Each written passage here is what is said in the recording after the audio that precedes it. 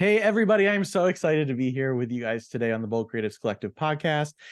I have the pleasure of talking with Adriana today. That's how you pronounce your name, right? Adriana. Adriana. Oh my gosh. Okay. I usually Adriana ask people just to like remind me how they pronounce their names because I inevitably will kind of screw it up in some way or another. So thank you for correcting that. And then we have the feet of Bella on the couch behind us today. So for those of you who are going to see the video clips or anything that I might use later on, those are the feet of my pit bull Bella. So before we get going into our conversation, which I'm so excited to have, we're going to talk about all different things like burnout and why we think it's okay or required to have a hard life as an artist, and maybe how can we find some anecdotes in that. Why don't, Adriana, you give us an idea of who you are, what you're about, and why you're here to have this conversation with me today? Hi, everybody. I'm so happy to be here. And I love the feet of Bella. They're very cute little feet sticking out of the corner of your screen. So I am a theater director by training and craft. I started directing a very long time ago, had a professional career in the nonprofit American Theater.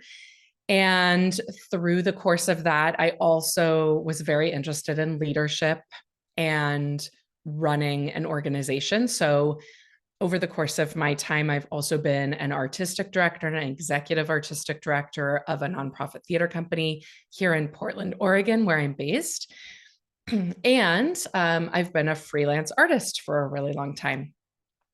And through all of that work, and then being an artist who works exclusively in a format that requires people to be in shared spaces. Yeah. I had been coaching one-on-one in person for years. I had been teaching at universities and whatnot. And of course, during COVID, I ended up figuring out a way to do a lot of my work online, not my creative work, but my coaching work. Yeah. And actually, the coaching is creative, as we know. So I didn't mean to separate those two things, but not my theater work. Right. There you go. I'm not a Zoom director, but now what I do is, besides being an artist, primarily my day to day is that I'm a public speaking coach. So I've taken all of the years that I had helping people stand up and speak other people's words in front of audiences. I now help people stand up and speak their own words in Wow. front of audiences. And that's my new passion project. And it's been really fun because I have the opportunity to work with people from all over the country, really different backgrounds, really different walks of life. And it's actually, I think, informed my work as an artist as well, to be working with people outside of the arts space, or Right. people who are not necessarily actors and visual artists and whatnot. So that's what I do. So I have a leadership background, arts background, and now a coaching practice. Yeah. So you've really seen all different kind of corners of the creative industry, Mm-hmm. the theater industry, and also just like working with human beings in general, right? I Yeah. mean, that's something that is a little bit different, I think, sometimes from the world that I initially come out of, which is the visual arts world, the Mm-hmm. studio fine arts world, and you coming from the theater, is that a lot of my type of people, we don't really have to interact with many people if we don't Yeah. choose to. We can kind of like Yeah. keep ourselves keep ourselves in our studios and make our work, and then we torture ourselves when we have to show the work and interact with folks, so we haven't Mm-hmm. been practicing that much. And I Mm-hmm. think it's really cool that you help artists and Mm-hmm. people of all different kinds of creative backgrounds find their own words and be able to Mm-hmm. like speak them in meaningful ways and clear ways. I imagine, because that is so important to being able to survive as well a human being, number Mm-hmm. one, but especially as a creative who wants to get their work Yes. shown, seen, collected, Yes, yes, funded, yes. whatever. Yeah, we have to pitch ourselves whether we want to or not. Hmm. Um, and Yep. that word pitch gets people freaked out, I think, even just, oh, I don't want to pitch myself. That sounds so smarmy. But really, ultimately, part of making work and wanting it to be seen is being able to talk about your work. Right. Um, Even insofar as just, describing maybe your vision statement for your creative process and what your larger driving purpose is for your art, which might feel really inherent. It might be so clear to you inside, Yeah. but the minute you open your mouth to speak it outside, you kind of lose track of where Oh my you are. goodness. Yeah. Yeah. Mm. That is so hard. That was or is still so hard for me. As somebody who helps people understand their mission, vision, passion, purpose, all those things, and communicate them to their audiences themselves. It is so hard to do that for myself. I'm actually Yeah. in the middle of, or at the beginning of, a project where I finally said, you know what, like I'm having such a hard time communicating what I'm trying to communicate to my audience that I need to hire a copywriter that can really Hmm. kind of listen to me and hear the words that I'm saying, read the words that I'm writing, hear it, you know, hear my inflections, hear what however I'm coming across, and like put it into some kind of cohesive package, because Yeah. it's really hard to do that for yourself. I think it's almost impossible. It's so funny because I do this for other people all day long. But when I was trying to come up with my own like new website overhaul, who am Mhm. I? What do I do in the world? I also did the same thing. I ended up hiring a business coach who's also a copywriting expert. Right. And I was like, I don't understand why I can't do this for myself. And she said, oh, yeah, nobody can. You can't read the label from inside the bottle. Right. And It's I went, oh my God, that makes so much sense. So we really do need other people to help us sometimes, just even to reflect back.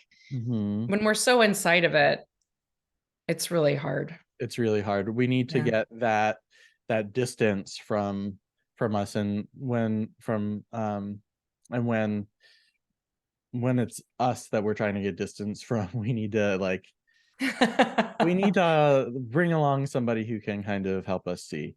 Yeah. Um, but I think that that is something that is really important to consider when we're talking about, the importance or the requirement really that we know how to communicate these things to people that are seeing our work for the first time or Hmm. encountering us for the first time. If we kind of think that marketing ourselves or pitching ourselves or um selling ourselves is kind of like a dirty concept, that is one way that we're going to like just never really get ahead if we're thinking of those Hmm. things as dirty words or dirty Right. concepts, or Completely. stuck in this like big bad world um of like consumer culture. Hmm. But what we're really doing is like introducing ourselves and being Hmm. open and saying, hey, this is what I'm about. Do you like it? If you like it, why don't you come join me on this adventure or Hmm. this journey with me, and participate in my life and allow me to participate in you and in your life. And that's where some traction starts to get going. But if you're not able to do that, it sounds to me like that's where frustration can set Absolutely. in, Yeah. and stagnation and the Hmm. inability to start gaining momentum. I think one of the key points here is, so I tend to break up the areas of public speaking and for in this case talking about our work into three buckets. And the first is, me myself, like how am I actually doing the words? you know, Yeah. where do I put my hands? Where do I look? How do I hold this microphone? Where, how do I feel comfortable in my body? Where am I in this space? Right. And then the second is the content, which I actually think for visual artists that's the easy part for you. Yeah. Most people, right? It's like, Yeah. this is my sculpture. This is what I think about it. This is why I made it. Here's my artist statement. That stuff you guys generally have locked down. And then the third piece, which I think is the key here, is the audience. And I think a lot of times, many visual artists, and you tell me if I'm wrong on this, because I'm not one, but I feel like the ones that I've taught generally, they have like a vague idea of how they want their audience to interact with their work, but maybe not a very honed in, like, I want my audience to feel X when they see this piece. Um, and even if they do kind of have a hunch on that, what I think can be so important when we're thinking about talking about our work Yeah. is to really identify what do you want the audience to feel or to do, and what energy do you want to be putting out there in order to evoke that thing. So for example, Yeah. there's a really big difference between, I want my audience to feel comforted, cared for, soothed, and I want my audience to feel energized, inspired, motivated to action, right? If your piece is about social justice, your goal might be to inspire your audience to take to the streets, right? Right. And so what we want to do is we want to drill down. So let's say you've made the piece already and maybe you have some idea, but now we've got to put some language to that. So really want to drill down to get really active language. So what is the most active verb you can come up with that explains what you want your audience to do? And then that's going to change the way you talk, right? Because if my goal right now is to make you feel calm and soothed and grounded, I'm going to use a lot of open air sounds. I'm going to speak probably in my lower register. I'm going to slow everything down, versus I want you to go out there, take to the streets and burn this place down, right? Suddenly, even if I'm saying the same words, you get a different feeling. Oh yeah, the energy is totally different. Totally different. And so then the language that you're going to use is going to be different.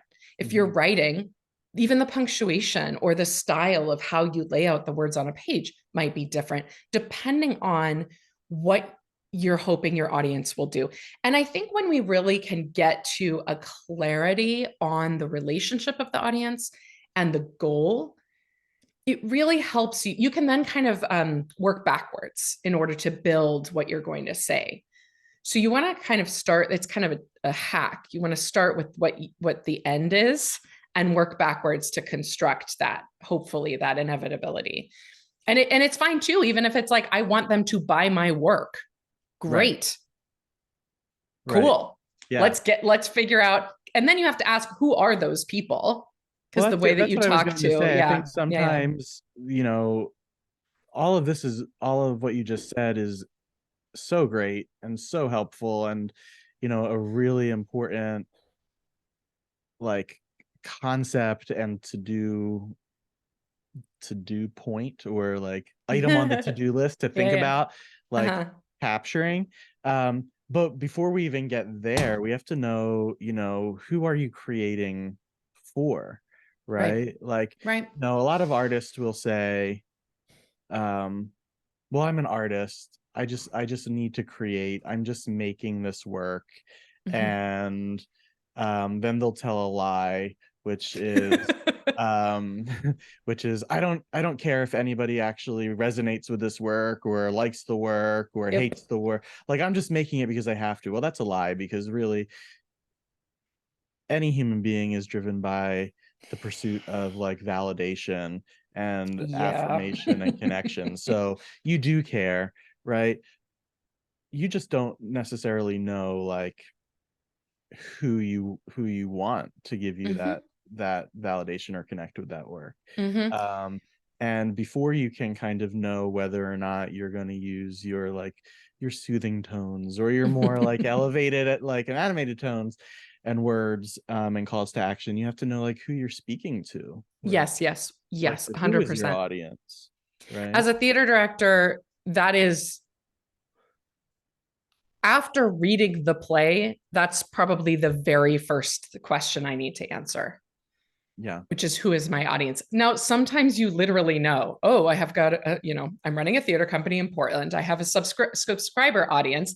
I know actually know a lot of the people who are going to see this play. Mm-hmm. But even then, they might not be the person that I want to speak to with this piece. Yeah. Right? They might be the people who see it too, but really, I want to talk to X. And then, and sometimes the work is actually kind of creating the character of X and saying X is this demographic, this background, this motivation, this is where they're stuck, this is what they hope for in the world, right? And you kind of say, okay, that's the person I'm speaking to. And what's fascinating is that when you get that specific,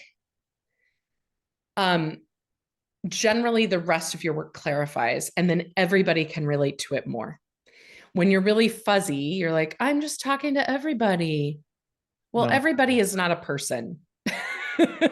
And there are no general people in the world. Everybody is specific, right? So the clearer we can get, then the better our work tends to be, and the easier it is actually to talk about it. For sure. And the reality is that even if everybody was a person, right, we're not Mm-hmm. able to appeal to everybody, Right, right? Like right, every, right. and so I think that's also another thing that I run into often, even with me, right? I'm a big fan of just like putting myself out there and like throwing myself under the bus. Like I have a real hard time sometimes, um, like accepting that fact for myself. Mm-hmm. I'm like, I want to help everybody. Being a Yeah. generalist is okay.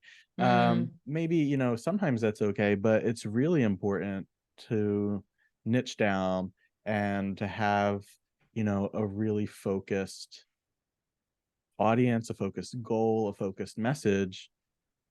Um, and that's where you're going to gain the most traction.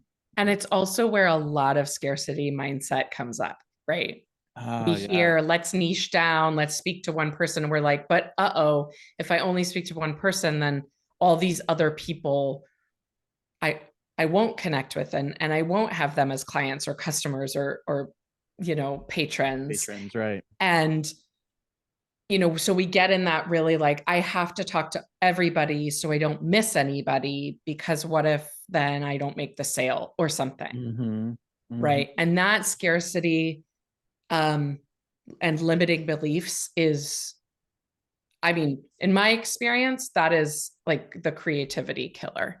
And I went through that when I was running my company quite a bit as well. It was Yeah. really Are you able to hard. give an example of like when Sure, you yeah. experienced that? Yeah, I have a really clear memory of it actually.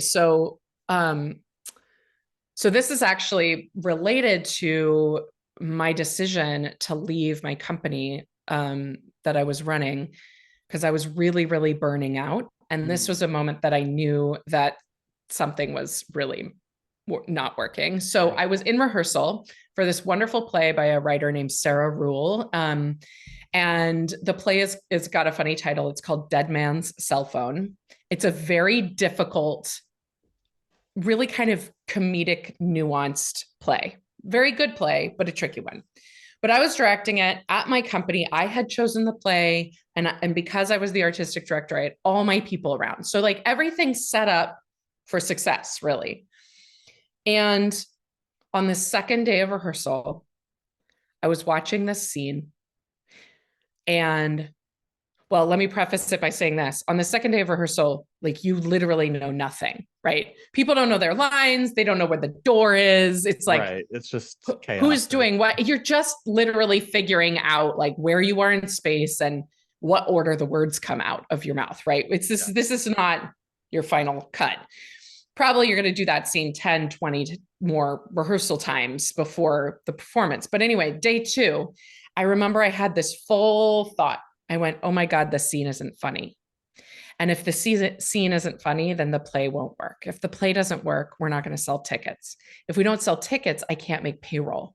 And my friend who just had a baby who works for me, my friend who works for me who just had a baby, that baby is not going to have health insurance. So I went from the scene's not funny to the baby's going to die Because like they can't get in health care. 5 seconds. Right. And so I was like, if I don't solve this tragedy, okay, like doom, right? And I realized I went, oh my God, like something has to change here Yeah. because what I was feeling was scarcity does not create creativity for me. And I would argue for almost anybody, right? That scarcity does not breed creativity. Mm-hmm. Scarcity breeds fear. It breeds closing down. It breeds shutting off. It, you know, heart rate up, dorsal shutdown. Yeah, it It's not creates the good. need to protect, right? You Right. need to protect yourself, and when you're protecting yourself, you're some of those things that you just said. You have your wall up, you have your guard up, you back away, you don't move Mm-hmm. toward, right? And so, Mm-hmm. yeah, if we're defining scarcity like, it sounds like we are, definitely, I don't believe it helps us be more creative, right? Right. And so sort of, going back to this idea that, if I only choose one audience member, I might lose out on all these other things. Really, when we can say, oh, but that one audience member, how abundant, how joyful it might be to make a piece for them. Mm-hmm. Right. And then you're approaching it from a spirit of generosity or openness or flow. Right. Yeah. So it took me, that moment that I had was in January, and it took me until the middle of the fall to actually recognize, to actually decide to resign um, from this job. So it was, like another 9-10 months of processing and realizing like, oh, I'm not able to balance this um, financial stress of this nonprofit institution and being a creative artist. And at one point, it's funny, I was like, well, I'm really good at the number stuff and I'm really good at the art stuff. So it's really hard for me to do both. Maybe what I should do is I should just quit doing the art part and just focus on the numbers, because then I won't be so frustrated or sad in rehearsal. And then I was like, well, if I'm going to do that, why don't I just go work for a bank and make like 5 times as much money? Right, exactly. So then I went, well, I don't want to do that at all. So then the next step for me was deciding to actually release the financial responsibility piece and go back to focusing on being an artist. And walking away from a salaried position with healthcare in the nonprofit American theater to go back to not that. Right. As a freelancer and as an adjunct professor and as a teacher and a coach. And um yeah, so it's an interesting dynamic of like, um how do I the reality is I really haven't ever regretted that decision. Yeah. Even though it was a hard decision, It was right? a really hard It took decision a because I lot wanted of, that job from the time I was like 15. I no. was like, I want to be an artistic director. I'm going to do this. Yeah. And Well, then you it's like, get that job and you're like, oh, it's like, it's oh, not what I thought it this was is going what to this is be. about. Right. Right. Yeah. The two words next to each other, artistic director, look really nice. Right. And we think that They that's like do. where we want to end up, there, or whatever the equivalent Mm-hmm. in other fields is. Like that's what we're supposed to be driving towards, or that's where like we really believe we want to land, and then we get there and it's not who we are, right? Yeah. It doesn't fit for us. And so that hard decision to like leave the benefits of that type of position and Yeah. go back to something that maybe has a little bit or a lot of less security, Mm-hmm. less like a little bit more wobbly of a Yeah. Yeah. field you're standing on. um that could, that's hard, but Yeah. you have to go to where you are most comfortable to create less in that kind of like, I think, fear space. yeah, I also started, it's been an interesting journey since I left because um well, especially with COVID, because I was directing freelance and I was, having jobs all over the place. And um, when when I couldn't work anymore, I really started asking myself and doing some deep dives into what it was that I missed, if anything. And I Hmm. really was trying to ask myself, like, okay, I can't work. What am I thinking about? Am I thinking about, running a company? Am I thinking about opening night? Am I thinking about schmoozing with donors? And what I kept thinking about was I kept daydreaming about doing a play in my backyard with my friends. And I was like, oh my God, I've gotten so far away from my original impulse to do this in the first place, which was being in community with other artists and making Hmm. something because we loved it. And when I realized that that was the thing that I kept thinking about, I realized that I was actually okay with letting go of the idea that the theater was going to be the thing that I made my money off of, which is when I decided to really double down on my public speaking coaching practice, because it's a similar world and I Right. absolutely love coaching. I mean, you're sort of you do all of the things too. So I know this resonates for you as well, where Yeah. it's like coaching is a passion and a thing that I love. Right. And it means that I don't have to rely on the nonprofit American theater to pay my mortgage, Right. frankly. Right. Yeah. To Because keep you alive. Right. I mean, it's hard. But I just want to also name that, like, I think perhaps I have rose colored glasses about other people's countries, but one of the things that is a true fact for artists in our world, and why I think there's a lot of bitterness and anger and resentment and frustration and scarcity mentality, is that we have no support for the arts from a government down level. And so being an artist and being scrappy and being, the sort of, myth of the starving artist that is like, that's what you have to be, that in order to make good art, you have to suffer. Yeah. And then I think about, like, not if you live in Montreal. Right. You live in Right. Montreal, you don't have to suffer. You live in Montreal, and the government is like, thank you for your service. Here's your money. Oh my gosh. Yeah. I have one friend who, yeah, it's a different story. I won't tell his story for him, but yeah, exactly. Right. Yeah. He's living a completely different life now here than when he was an artist in Montreal. And it's just it's bonkers to me. And Yeah. um but right, it's okay.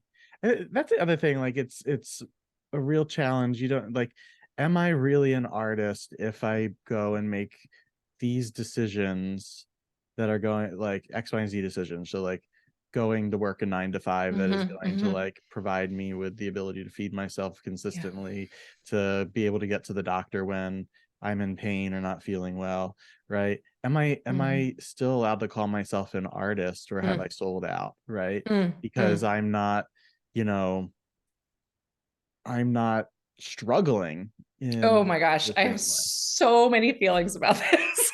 Right. Now I do want to just like put a little asterisk here, because I like to like make sure I'm calling out my blind spots as I'm running as I'm running into them, or before I run into them. There are people, like, I don't want this to turn into a conversation that sounds like a lot of ableism and everything Yeah, like yeah, that, yeah. you know, um, because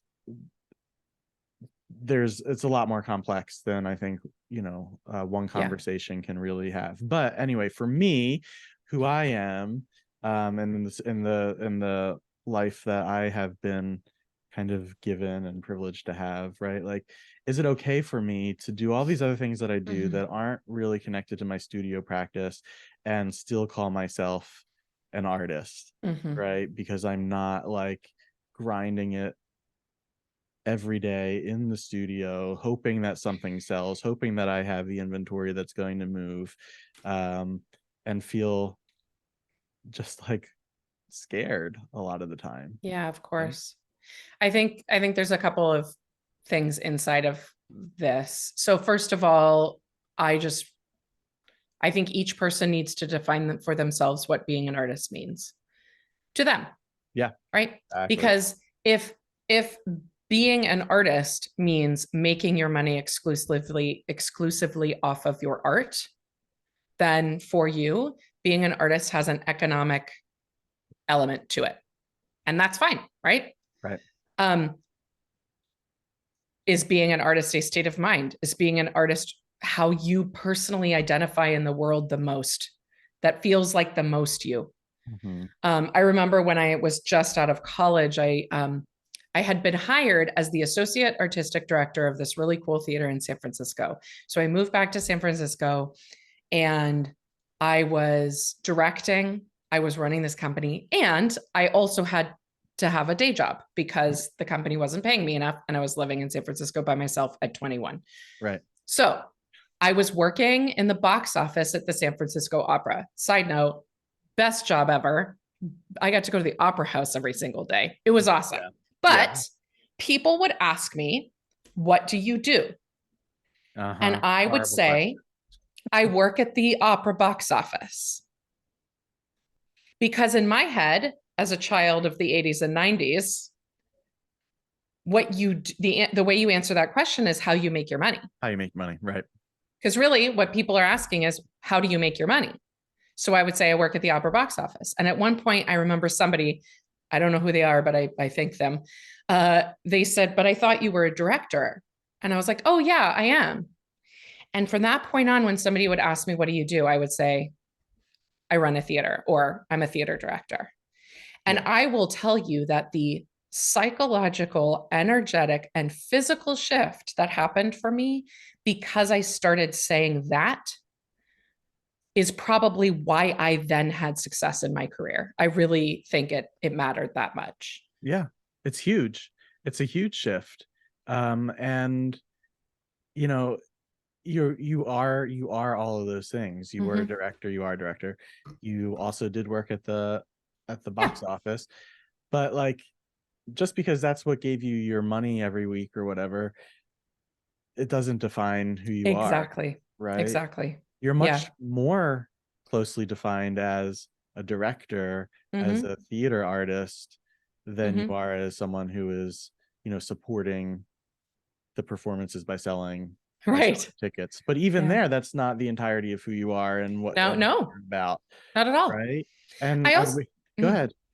No, I was just going to say, I think too that like having these other experiences and working other places than just in my tiny black box theater in downtown San Francisco meant that I had a lot more to say, because turns out my audience doesn't work in that black box tiny theater in downtown San Francisco. They Right. work in the world.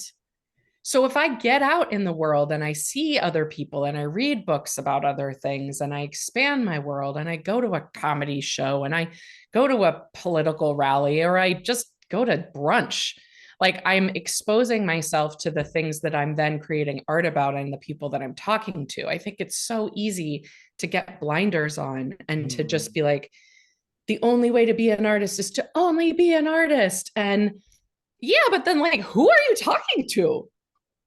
Right. But Right. we're back to one. We're back to the beginning. Who are you talking to? Right. Yeah. Like, are you, yeah, how are you able to be an artist if you're not Mm, experiencing all of these different yeah. types of moments and interactions, and gaining different experiences Mm-hmm. day to day? Like, that is a huge part of what being an artist is. One of the things I wanted to kind of call out, though, I speaking of like who we are in our individual bodies and time. So I'm 41, and I was in high school when Rent came out, Rent the musical, which we all remember. Yep. Which of course is based on an opera, which is much older. But I remember so many of my peers, even who were not in the theater, just glorifying Rent, right? It was a huge deal in the late 90s. And Yeah. that sort of carried into the early 2000s, right? So there's a whole generation of people who I call, especially in the theater, I call the rent generation. Okay. And those people took this message as like gospel, as literal gospel, that to be an artist meant you had to be literally starving, living in a garret, squatting in a building, scrappy. It's hard, it's dirty, it's rough, and Right. and if you make any money, then you are ousted from the community. You're the villain, right? Right. Yep. And so, man, you better believe when I was a freshman living in New York City, I was like, oh my God, like you have to, it's dark and it's dirty and it's gritty and it's rough, you know. Well, now we've got this group of people, this newer generation, for whom Hamilton was the big thing. Hamilton, which taught us about the federal bank and money and Right. what it looked like to have, you know, an ambition and intelligence and creativity, but to have a drive towards success and towards, you know, looking good and strutting down the street in your fancy clothes and living on the Upper Right. West Side and like up, you know, having this like different vibe entirely.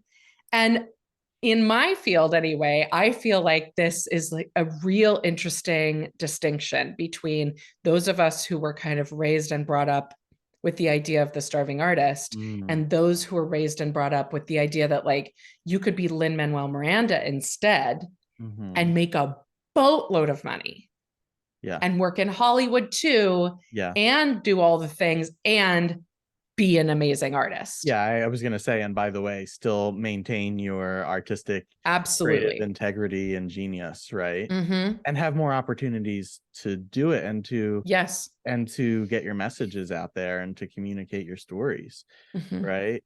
Um, for sure. Oh my God. Yeah, that distinction between Rent and Hamilton there, right? Yeah. And the mindsets that, both of those, whether overtly or covertly, like filtered into those generations. Mm-hmm. Now we know why Gen everyone hates Gen Z, right? because they're all allowed to want success and like, claim it for themselves as Yeah. soon as they're Yeah, born. I'm young, scrappy, and hungry, and I'm not giving away my shot, right? It's Exactly, like right? I'm not doing that over there. I'm Right. doing And the rest of this our thing. yeah, and the rest of us, like elder millennials and a little older, are all like, oh my gosh, what did they're not allowed to do that. We're still over here struggling. We have to struggle, right? And maybe one day we'll make it. And but oh gosh, wow. That's so cool that you brought that up. I love that. I love that. But so as we are kind of coming to the end of our conversation, which has been really amazing to just chat with you. I've loved talking Mm. with you, Adriana. Can you maybe like distill some of your message here, down to just like one piece of one or two pieces of like advice or Mhm. like encouragement that that the audience listening to this who is Mm. really like struggling with, you know pushing themselves to, become to be more and more, whatever that means. Like Yeah. we all define that for ourselves, right?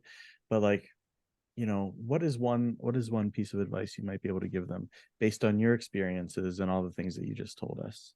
Yeah, I really think that even if we make work in private, um, that it's important and can be really, really helpful and soul filling to expand outward slowly, maybe if you need to, one Mm-hmm. person at a time, but to ask for support, to ask for help, to ask for feedback or have conversations or get some coaching around the pieces of this puzzle that are harder for you. Because if you ask, I mean, TJ, if you asked me right now to pick up a paintbrush and paint an apple, I would be like, I could try, you know? Right. Right. Right. Or paint an apple in front of a bunch of people, you know. Yeah. That's not my skill set. So if you're an artist and you're like, why am I not good at talking about my art? That's okay. Yeah. You can get some help with that, You can right? learn that. Yeah. You can learn that and you can get better at it. Right. Yeah. And I think that there is this idea sometimes that, you know, maybe it is that like scrappy, I have to do everything for myself in order to be, you know, to quote unquote be real. um, that actually, I do think we're better in community in general, even if it's just to bounce ideas off of and to have that dialogue. So, you know, finding some people that can support you. And also, and this is the complete opposite of that, but I think really tapping into your own nervous system, tapping into your own kind of grounded core center and asking,